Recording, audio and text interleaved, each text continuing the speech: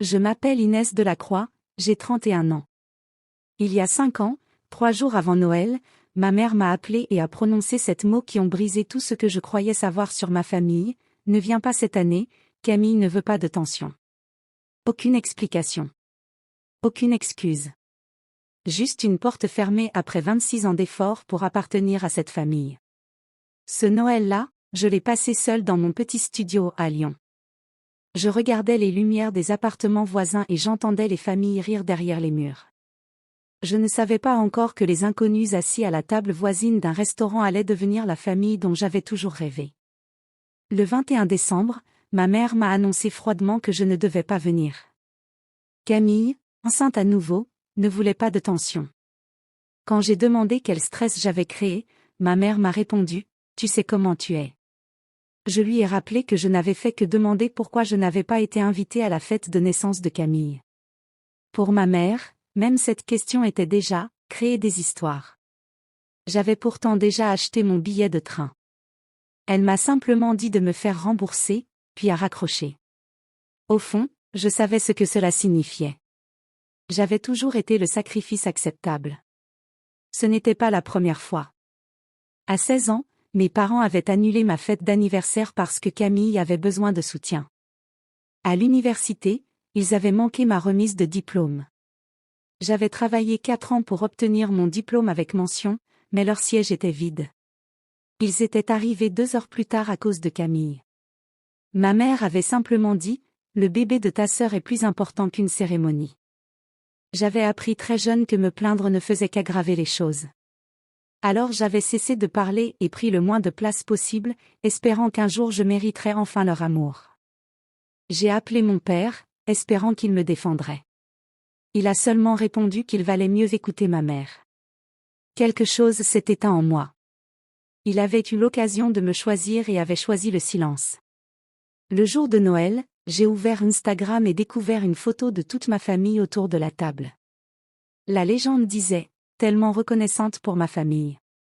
Ce sont les gens qui comptent le plus. » J'ai compté les couverts. 5 places. Pas une seule pour moi. Ils ne m'avaient pas seulement exclu. Ils m'avaient effacé. J'ai enfilé mon manteau et je suis sortie. Je refusais de passer Noël enfermé dans mon appartement.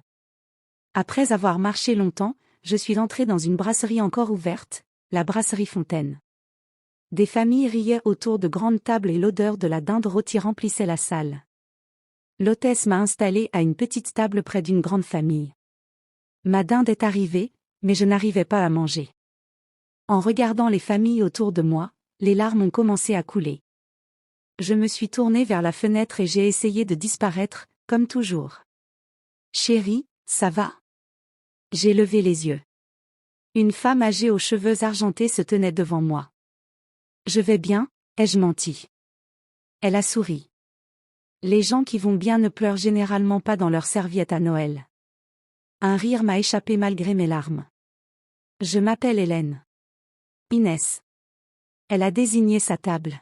« Venez vous asseoir avec nous. » J'ai refusé d'abord. Je ne veux pas m'imposer. Elle a secoué la tête. « Vous ne vous imposez pas. Je vous invite. » Il y a une différence. Son mari, Gérard, m'a fait signe de venir. Je me suis assise avec eux. Ils m'ont fait une place comme si j'avais toujours été là. Gérard racontait des blagues terribles et les enfants riaient. Pour la première fois depuis longtemps, je n'avais pas l'impression d'être tolérée. J'avais l'impression d'être désirée. Plus tard dans la soirée, Hélène s'est assise près de moi. Elle m'a raconté qu'elle avait été avocate spécialisée en droit de la famille pendant 30 ans. Puis elle m'a dit quelque chose que je n'oublierai jamais. Les personnes qui vous accusent constamment de créer des problèmes sont parfois celles qui ont besoin de quelqu'un à blâmer. Vous n'êtes pas le problème, Inès. Ces mots m'ont bouleversée. Elle m'a donné son numéro. Venez dîner chez nous dimanche prochain. Aucune obligation. La porte est ouverte. 1 mois plus tard, j'ai accepté leur invitation. Hélène m'a accueillie avec un sourire. Je suis devenue une habituée de leur table. Gérard m'a appris les échecs, Hélène m'a transmis sa recette secrète de tarte, et les enfants de Thomas ont commencé à m'appeler tante Inès. Thomas, leur fils, est devenu mon ami, puis quelque chose de plus profond est né entre nous. Pendant 2 ans, je n'ai reçu aucune nouvelle de ma famille biologique.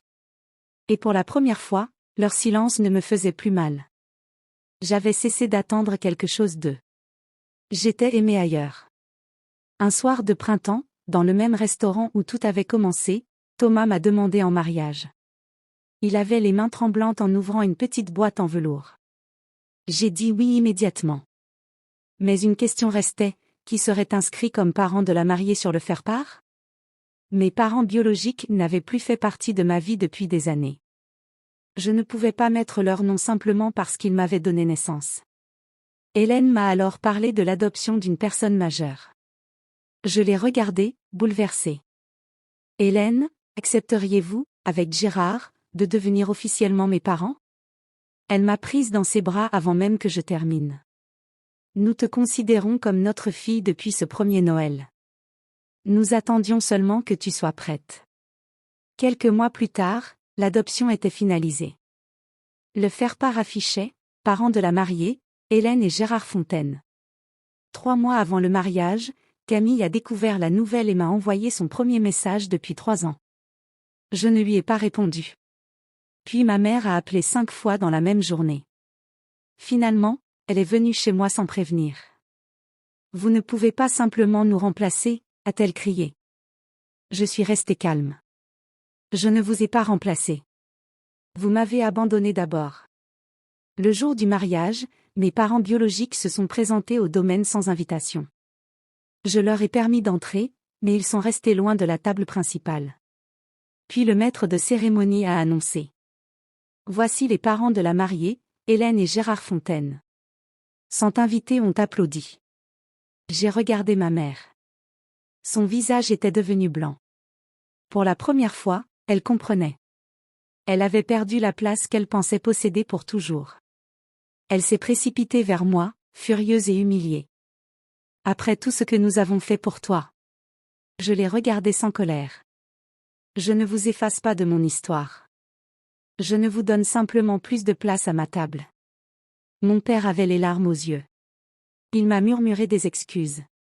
C'était la première fois de ma vie que je le voyais pleurer. J'ai reconnu sa douleur, mais elle ne suffisait pas à effacer des décennies de silence. Aujourd'hui, 5 ans après ce Noël où je pensais être complètement seule, ma vie est différente. Chaque dimanche, je m'assois autour d'une table remplie de rires. Hélène et Gérard sont mes parents, Thomas est mon mari, et notre petite fille grandit entourée de personnes qui l'aiment sans condition. Cette nuit-là, j'avais cru perdre ma famille.